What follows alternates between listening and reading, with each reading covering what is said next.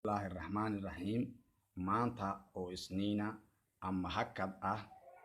bishu waa rajaradii dambe noorisku waa balareeb amba 2019 taqaanin maanta waxaan ku soo qaadanayaa videogan maanso yaroon kaga hadli doona hadduu eeba idmo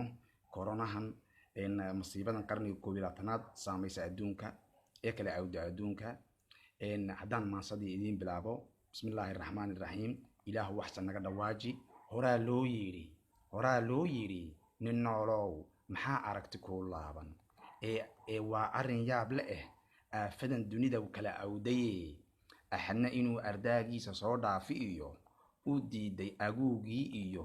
isku imashadii kala irdheeyay ummadii aqaladii ilaahay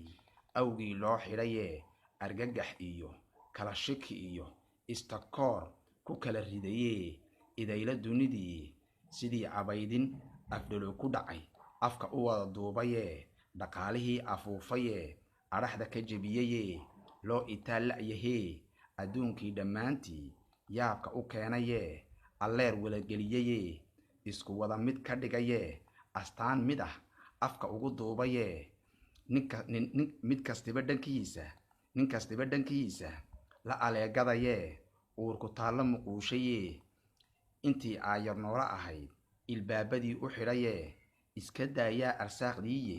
u diiday inuu afaafka soo gaari iyo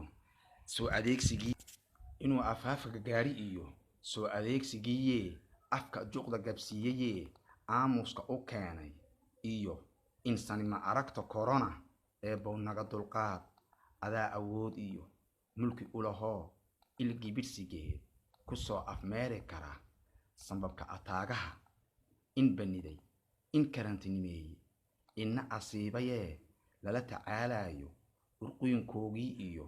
daawayntooda waduudow ka aataargo oo ka tirtir adduunka magafahan maseegahan ilaha laga neefsado adaa ilaahaya adaa lagugu baqdaa yaa waduud yaa macbuud adaa lagugu baqdaa adduunka waxan ka dulqaad masiibadan adduunka ka dulqaad ilaahu ka dulqaad adaa itaal leh adaa awood leh sidaa baan ku weydiisanay naga cajiib ducadeeda wasalaamu calaykum waraxmatullaahi wabarakaatuh